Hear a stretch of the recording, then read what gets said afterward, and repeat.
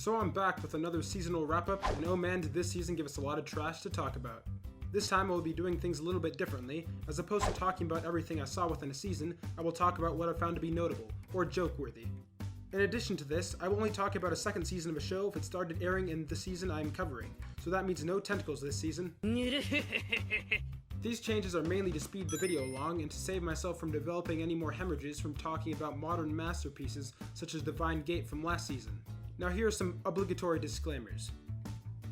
Disclaimer number 1. These are simply my opinions, don't get your pantsu in a knot. Disclaimer number 2. Spoilers will be minimal, but if I do want to spoil something major, I will add a 5-second spoiler warning that will look a little something like this. Now on to the Spring 2016 wrap-up. Terraform Mars' second season once again proved that it is leading the way to new and innovative ways of censorship. After the first season garnered a lot of hate for its censorship, which I don't understand, as it is clearly tasteful and minimal. I mean, come on. This allows you to use your imagination. It is basically a game of Mad Lib. Lead-In Films learned from its mistake and retroactively censored the second season, meaning that instead of censoring the show by directly covering up inappropriate content, the show's theme and tone were completely changed instead, turning the tension-filled serious tone of the first season into a generic battle shonen where the terrifying cockroaches that I once knew now have the scare factor of a Japanese schoolgirl.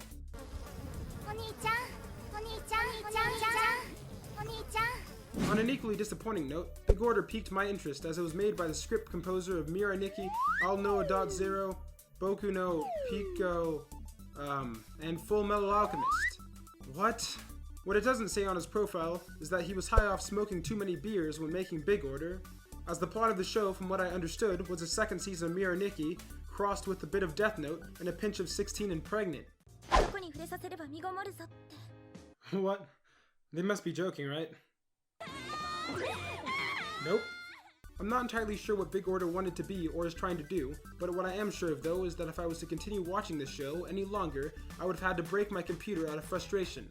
And I like my computer, so drop. So those were the shows I dropped this season. I couldn't think of a better way to follow these gems than with 2 shows I have no clue how I didn't drop. So if this show doesn't ring any bells after how many times I made it the butt of my jokes in prior videos, well then let me introduce you to Gakusen Toshi Asterix, aka Sword Art Online 2.5, aka Polished Trash. If innovation and originality is something you seek in entertainment, it's your lucky day because Gakusen Toshi Asterix has none of it, as the show's plot and story can be equally replicated with a checklist. So if you want to make a quick buck and pander to the masses, then get out your pen and paper and get ready to take some notes.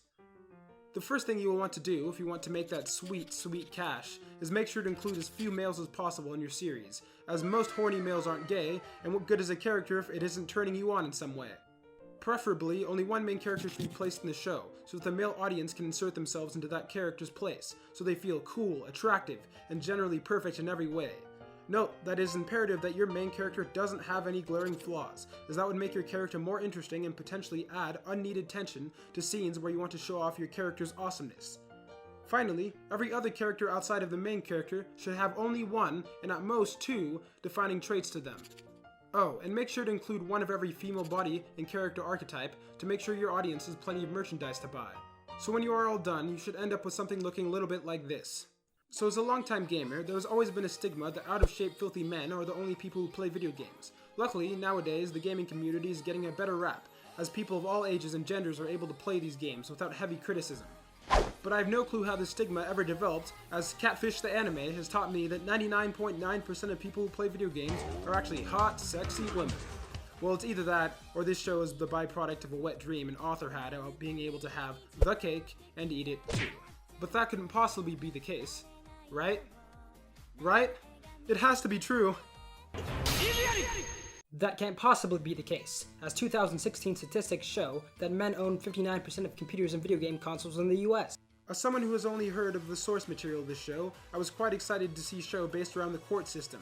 Although the show disappointed most of its fans and me to an extent in terms of its execution, I'm at least happy that I got to take an inner look into how trials actually function. So I was walking. So I was walking down the...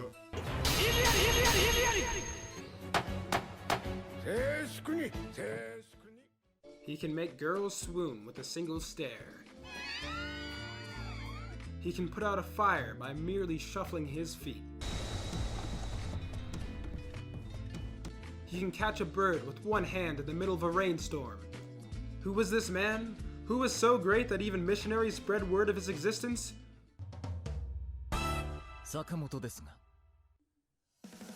Fair warning, if you aren't completely comfortable with your own sexual preferences, then I suggest you leave now, as Sakamoto's attraction knows no bounds. If you think I'm exaggerating, go ahead and try me, but don't come back complaining when you've spent all your money on Sakamoto body pillows. Sakamoto desu ga is a fairly simple story about a local god being placed inside his element. Just as every genre has its icon, Goku for battle shonens, Lelouch and Light for psychological, and Kori for live action, Sakamoto is the king of slice of life. I mean, to be fair, I'm not entirely sure who else is competing with him. Takeo, maybe? I guess it isn't that big of a feat. Hey, what are you doing? I swear I didn't mean that in a bad way. Please forgive me. Come on, man. Ah! Ah! Ah! Sakamoto is love. Sakamoto is life. Huh. I can't remember what happened. I just have this strong feeling that I need to recommend Sakamoto desu ga. Well, if Sakamoto desu ga's slice of life was too intense for you, then I point you to the polar opposite in Tanaka-kun. Whereas Sakamoto excels in everything and is outgoing, Tanaka actively tries to do nothing, and even that can be too strenuous of a task. I can't quite put my finger on what I found so entertaining about a show whose main character's sole purpose in life is not to have one. Maybe it is out of deep respect for someone so committed to not committing, or maybe I just enjoy living vicariously through him. I stumbled upon a few of these super slice of life shows this season, and as there is not much to talk about for each one, I will give you a quick run-through of Kumamiko and Flying Witch, which all apparently fit into this Iyashike genre, which basically sounds like the soul food of anime. In simple terms, Kumamika shows the daily life of a shrine maiden who lives in a village with a talking bear. In more complex terms, Kumamika shows the daily life of a shrine maiden who lives in a small village with a talking bear. Aside from the obligatory pedo bear joke I have to make because there's a giant bear taking care of a small lolly girl, there's not much else to say. A cute girl does cute things inside a nice village with a pretty funny bear. With Flying Witch, you can pretty much take what I just said, but instead of with a pretty funny bear, substitute in a world with magic. You would think that this magic would lead to awesome scenes where you get to see how magic affects the daily life of the people who live in the world, and its many uses. But no, you don't.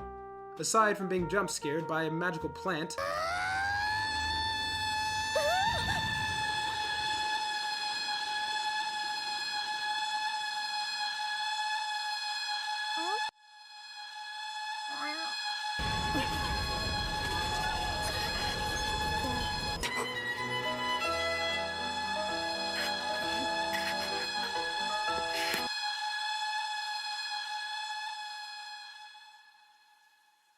nothing too shocking happens.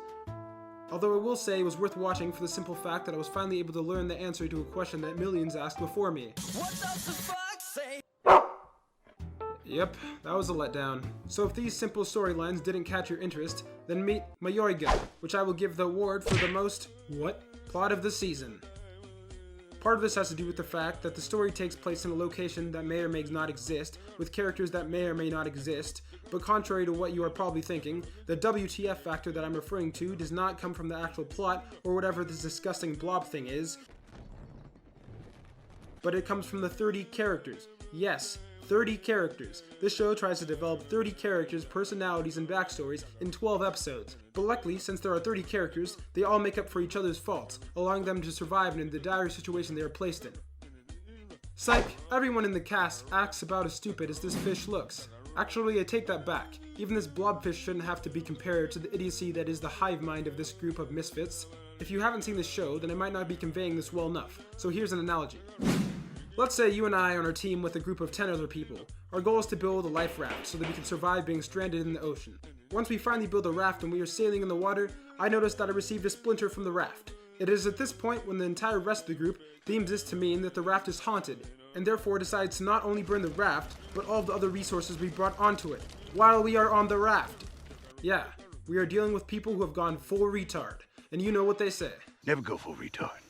To help you recover from the pain of hearing such incompetent characters, Joker Game tells the story of dapper spies who excel at playing strategy games just as much as they do being spies. And just as you would expect from a show based around mind games, you would most likely feel stupid while watching it, as the characters explain why seemingly complicated decisions すごい !7 つのことを同時に考えて僕を惑わせようって作戦だね。 Oh, of course, because that makes sense. Or about as obvious as deciding to wear rope when bungee jumping. As the lead character's setting and story change with almost every episode, so maybe there is an overarching storyline interwoven between all of these tales, but I'm not able to follow it. Speaking of shows I'm not able to follow, Studio Trigger brought us Kiznaiver this season, which actually is a rather tame compared to their other notable works. Oh, and by the way, this is not the opening. This is.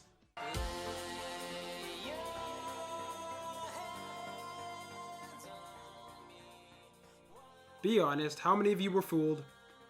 Studio Trigger does what it does best, and this is having an unusual premise. An unusual cast. And that one character that almost single-handedly impedes the enjoyment of any scene.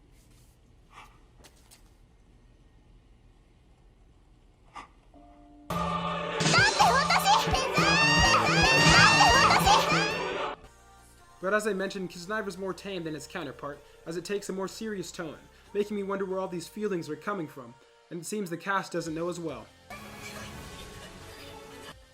But that is just what happens when there are so many love triangles in a show that drawing them resembles a gigodome. So with apocalyptic stories being the new cool hip thing nowadays, I'm surprised that it took this long for a show of this nature to come out. Oh wait, there was Attack on Titan, and Awadi no Seraph, which are both from the same studio. And I guess you could also count last year's Gakko Garashi, but replaced the cute moe schoolgirls with steampunk samurais. Cabanetti reminded me a lot of the Call of Duty Zombies experience, with 50% more flips, but just as much whining, complaining, and distrust as any other game of Call of Duty. I swear to God! This is just like the other game! But just like both, it is entertaining to watch everything go to hell, or in Cabinetti's case, to Biba. As this diamond-breaking sociopath ruins everyone's day, which doesn't make any sense to me because Diamond is unbreakable. In a world where women are constantly used as fan service for male pandering, Big Burly Macho Man the Anime, aka JoJo, proves that it can not only keep its male audience invested in its awesome and lucrative story, but also give female audiences their well-deserved fan service by having Macho Man engaged in close quarters combat. Sexy. But apparently the author decided that the cast of characters were not sexy enough, and so everyone received a groovy wardrobe change this time around, which led to some pretty interesting design choices, like Josuke's tongue, hair, and Jotaro's modest hat. Chances are that if you watch JoJo's up until this point, then you know what you will be getting.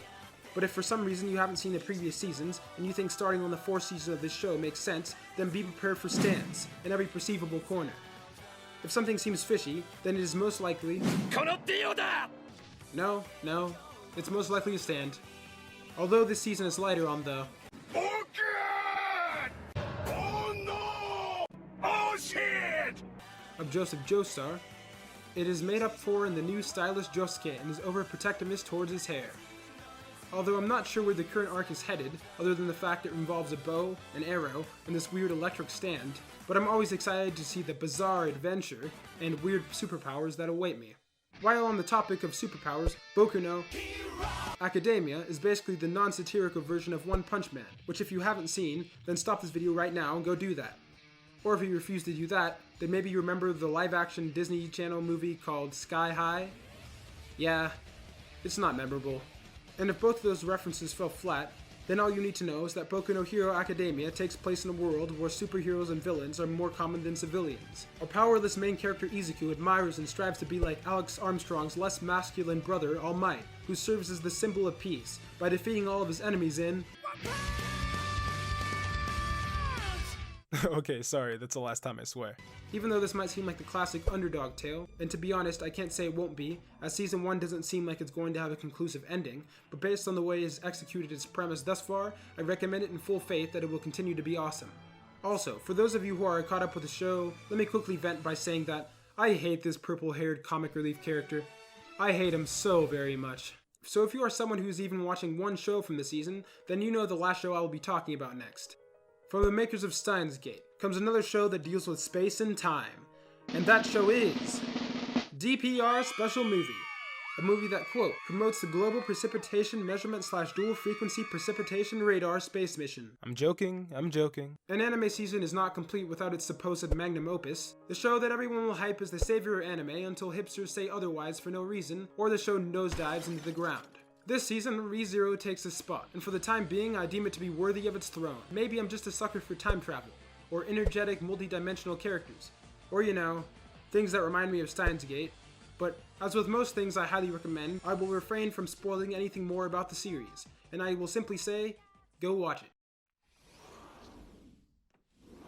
Hopefully this wrap-up was faster and more entertaining than the last. If you want to hear my more in-depth thoughts on any of the series I did or didn't talk about, then leave your requests in the comment section below and I might oblige you.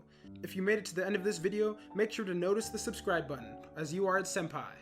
This has been the Protagonist, and the plot demands that I leave. See you characters later.